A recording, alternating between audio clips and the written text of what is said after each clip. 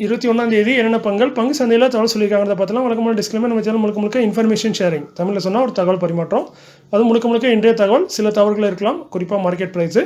So நீங்கள் கண்டிப்பாக cross verify பண்ணுங்கள். செபி ஸ்டடீஸில் தகவலை கன்ஃபார்ம் பண்ணிக்கோங்க. நான் செபி ஸ்டடீஸில் நானும் உங்களே மாதிரி ஒரு சாதாரண இன்வெஸ்டர் தான். எனக்கு தெரிஞ்ச தகவலை ஒரு நண்பர்கிட்ட ஷேர் பண்ண மாதிரி இந்த வீடியோ மூலமாக ஷேர் பண்ணுறேன்.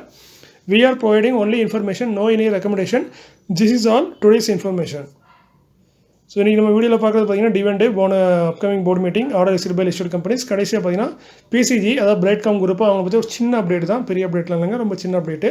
அதுமாதிரி இன்றைக்கும் மார்க்கெட் மேலே போயிருக்கு. காரணம் என்னென்னு உங்களுக்கு தெரிஞ்சிருக்கும்.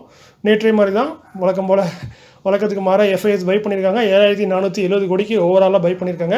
ஸோ நல்ல ஸ்டாக்காக குறைஞ்ச ரேட்டுக்கு வாங்கிட்டு இருக்காங்கன்னு நினைக்கிறேன். எஃப்ஐஎஸ் டிஏஎஸ் நேற்றைய மாதிரி இன்றைக்கும் விற்றுருக்காங்க. 3222 கோடிக்கு ஓவராலாக விற்று வச்சிருக்காங்க. அதாவது பை செல்லிங் ரெண்டுமே நடந்திருக்கு. ஓவராலாக பார்த்தீங்கன்னா 3200 கோடிக்கு விற்றுருக்காங்க டிஐஎஸ். எஃப்ஐஎஸ் 7400 கோடிக்கு பை பண்ணியிருக்காங்க. ஸோ மார்க்கெட்டு மேலே போயிருக்கு. அதுக்கு காரணம் யாருன்னு தெரியல. அடுத்து பார்த்தீங்கன்னா ஆத்தம் investment and infrastructure limited current price 5545 ரூபா டிவிடெண்ட் கொடுத்துருக்காங்க. டிவிடெண்டில் பார்த்தீங்கன்னா 1% குறைவு தான். இது ஒரு பேருக்கான dividend.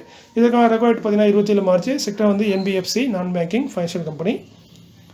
Bombay Burma trading corporation limited 1780 ரூபா கரண்ட் பேஸ், 4 ரூபா டிவிடெண்ட் தராங்க. டிவிடெண்டில் 4%. ரெக்கார்ட் டேட் ஸ்ட்ரீட் வந்து 27 மார்ச். செக்டர் வந்து பேக்கேஜ் ஃபுட்ஸில் இருக்காங்க. நெபிரால் இன்வெஸ்ட்மெண்ட் லிமிடெட் கரண்ட் பேஸ் 870, 9 ரூபா டிவிடெண்ட் தராங்க. டிவிடெண்டில் 1% வருது. இதுக்கான ரெக்கார்ட் டேட் ஸ்ட்ரீட் வந்து 27 மார்ச். செக்டர் இன்வெஸ்ட்மெண்ட் கம்பெனியாக இருக்காங்க. சுந்தரம் கிளைட்டான் லிமிடெட் 2282 ரூபா கரண்ட் பேஸ், 4 ரூபா 75 பைசா டிவிடெண்டாக தராங்க. டிவிடெண்டில் பார்த்தீங்கன்னா 4% வருது. ரெக்கார்ட் டேட் ஸ்ட்ரீட் வந்து 27 மார்ச். செக்டர் வந்து ஆட்டோ காம்பவுண்டில் இருக்காங்க, டிவிஎஸ். அடுத்து பார்த்தீங்கன்னா Motherson Sumi Wiring India Limited current face 54, 50 பைசா டிவிடெண்டாக தராங்க. டிவிடெண்டில் 1% கிட்ட வருது. இதற்கான ரெக்கார்ட் டேட் ஸ்ட்ரீட் வந்து 28 மார்ச். செக்டர் வந்து ஆட்டோ காம்பனண்ட் அண்ட் எக்யூப்மெண்ட்டில் இருக்காங்க, மதர்சன் சுமி. அடுத்து பார்த்தீங்கன்னா Samvardhana Motherson international limited current price 131 ரூபா. இவங்களும் அதே 50 பைசா தராங்க. இது கொஞ்சம் நியாயம் இல்லாத மாதிரி தெரியும். 50 ரூபா ஸ்டாக்கு 50 பைசா தராங்க, பரவாயில்ல. 130 ரூபா ஸ்டாக்கும் அதே 50 பைசா தான் தராங்க. டிவிடெண்டில் பார்த்தீங்கன்னா 4% கிட்ட வருது. ரெக்கார்ட் டேட் ஸ்ட்ரீட் வந்து 28 மார்ச். செக்டர் வந்து ஆட்டோ காம்பனண்ட் அண்ட் எக்யூப்மெண்ட்டில் இருக்காங்க, சம்வர்தன் மதர்சன் இன்டர்நேஷனல் லிமிடெட்.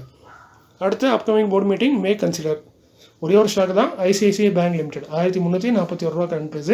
19 ஏப்ரலில் போர்டு மீட்டிங்கில் டிவிடெண்ட் ரிசல்ட்டும் அறிவிக்கிறாங்க. நான் ரிசல்ட் இதில் மென்ஷன் பண்ணல. ஸோ ரிசல்ட்டும் அறிவிக்கிறாங்க. அதேமாதிரி ரெக்கார்டு வந்து அனௌன்ஸ் பண்ணல. ரெக்கார்டு வந்து தவறுதலாக பிரிண்ட் ஆயிருக்கு. ஸோ ரிசல்ட்டு டிவிடெண்ட் ரெண்டுமே அறிவிக்கிறாங்க. செக்டர் வந்து ப்ரைவேட் செக்டர் பேங்க்கு. டிவிடெண்ட் பார்த்தீங்கன்னா 10 ரூபா டிவிடெண்டாக தர வாய்ப்பு இருக்குது. ஏன்னா போன வருஷம் அந்த மாதிரி கொடுத்துருக்காங்க. Adani energy Solution Limited current face 832 ரூபா. இவங்களுக்கு பார்த்தீங்கன்னா 2500 கோடிக்கான ஒரு பெரிய ப்ராஜெக்ட் கிடச்சிருக்குன்னு சொல்லியிருக்காங்க. இது குஜராத்தில் கிடச்சிருக்குன்னு சொல்லியிருக்காங்க. யார் கொடுத்தாங்கிறத மென்ஷன் பண்ணல. ஸோ இந்த ஆர்டரையும் சேர்த்து பார்த்தீங்கன்னா இவங்க ஆர்டர் புக் பார்த்தீங்கன்னா 57,561 கோடியாக இருக்குங்கிற மாதிரி சொல்லியிருக்காங்க. ஸோ நல்ல ஒரு பெரிய ஆர்டர் புக் வச்சிருக்க ஒரு கம்பெனியாக இருக்காங்க. இந்த மார்க்கெட் கேப்பே 1 லட்சம் கோடின்னு நினைக்கிறேன். ஸோ அந்த 1 லட்சம் கோடியில் 57,000 கோடிக்கு இவங்க கரண்டில் இப்போ கையில் ஆர்டரே வச்சுருக்காங்க. Adani energy solution. லர்சன் டர்போ லிமிடெட் எல்என்டி 3417 ரூபா கரண்ட் பேஸ். இவங்களுக்கு வந்து ஒரு லார்ஜ் ஆர்டர் கிடச்சிருக்கு. இது வந்து ஒரு ரெசிடென்ஷியல் ஆர்டர். ஸோ இவங்களுக்கு கிடைச்ச ரெசிடென்ஷியல் ஆர்டர்லேயே இது வந்து பெரிய ஆர்டராக இருக்குது. கிட்டத்தட்ட 2500 கோடியிலேருந்து 5000 கோடிக்குள்ளே இருக்கும் இந்த ஆர்டர். இதோட மதிப்பு ஏன்னா லார்ஜ்னு சொல்லியிருக்காங்க. கொடுத்தது வந்து பிரிகேட் குரூப்பு, நம்ம பெங்களூரில் ரொம்ப ஃபேமஸான group brigade group, residential commercial ப்ராஜெக்ட்டில் உள்ள கம்பெனி. இவங்க தான் இந்த ஆர்டரை லர்சன் டர்போவுக்கு கொடுத்துருக்காங்க. அல்ட்ரா கேப் இந்தியா லிமிடெட் 11 ரூபா கரண்ட் பேஸ், 10 கோடியே 23 லட்சத்துக்கான ஆர்டர். இது நிறைய ஆர்டர். அதோட மொத்த மதிப்பு தான் 10 கோடியே 23 லட்சம். ஒன்று பார்த்தீங்கன்னா வெஸ்டர்ன் ரயில்வே கொடுத்துருக்காங்க, ஜெயின் இரிகேஷன் கொடுத்துருக்காங்க, ஜிண்டால் ஸ்டெயின்லெஸ் ஸ்டீல் அவங்களும் கொடுத்துருக்காங்க. ஷெல்டர் ஃபார்மா லிமிடெட் 40 ரூபா கரண்ட் பேஸ். இவங்களுக்கு ஒரு இன்டர்நேஷனல் ஆர்டர் கிடச்சிருக்கு. இது டாலரில் இருக்குது. 9090 US ஆர்டர் கொடுத்தது பெர்லின் இன்டர்நேஷனல் கோ. யுரேகா இண்டஸ்ட்ரீஸ் லிமிடெட் 15 ரூபா கரண்ட் பேஸ், 12 கோடியே 10 லட்சத்துக்கான ஆர்டர் கிடச்சிருக்கு. கொடுத்தது கிரெயின்ஸ்பான் நியூட்ரியன்ட் பிரைவேட் லிமிடெட். அடுத்து பார்த்தீங்கன்னா பாரத் இவி எலக்ட்ரிக்கல் லிமிடெட் கரண்ட் பேஸ் 212. இவங்களுக்கு ஒரு நல்ல ஒரு பெரிய ஆர்டர் தான் கிடச்சிருக்கு. கிட்டத்தட்ட 7500 கோடிக்கு இருக்கும் இந்த ப்ராஜெக்ட். கொடுத்தது Gujarat state electricity city corporation limited. அடுத்து பார்த்தீங்கன்னா இந்த பிசிஜியில் உள்ள ஒரு அப்டேட்டு என்ன அப்படின்னு பார்த்தீங்கன்னா இவங்க மேலே ஆல்ரெடி செபி நோட்டீஸ் அனுப்பிச்சு இவங்களுக்கு ப்ரொமோட்டர் மேலே ஒரு பெனால்ட்டி விதிச்சிருந்தாங்க. அந்த பெனால்ட்டிக்கு வந்து இவங்க வந்து இப்போ இடைக்கால தடை வாங்கியிருக்காங்க. அதான் நம்ம தமிழில் பார்க்குறோம். பிரைட்காம் குரூப் லிமிடெட் ப்ரொமோட்டர் திரு சுரேஷ்குமார் ரெட்டி எதிரான அபராத மீட்பு நடவடிக்கையை இடைக்காலமாக நிறுத்தி வைத்துள்ளது. அது பேங்க் வந்து கோர்ட்டில் திருப்பிடுத்திருக்காங்க, ஹைகோர்ட்டு. இது ஹைதராபாத் ஹைகோர்ட்டு. ஸோ என்னென்னா இவங்க நிரூபிக்க பெனால்ட்டி போட்டதுக்கான ஒரு சரியான ஆதாரங்களை கொடுக்கல. அதனால் இந்த பெனால்ட்டியை வசூல் பண்ணுறதால நாங்கள் இப்போதைக்கு தடை பண்ணி வச்சுருக்கோம் 2 வாரத்துக்கு. ஸோ 2 வாரத்துக்கு அப்புறம் திரும்ப அவங்க தாக்கல் பண்ணணும் அந்த டீட்டெயிலை, என்ன சரியான டீட்டெயிலெலாம் அந்த தாக்கல் பண்ண சொல்லி செபிக்கு சொல்லியிருக்காங்க. ஸோ அதனால் ஏப்ரல் 1ஆம் தேதி தான் அந்த ஹியரிங் இருக்குன்னு நினைக்கிறேன், நெக்ஸ்ட் ஹியரிங்கு.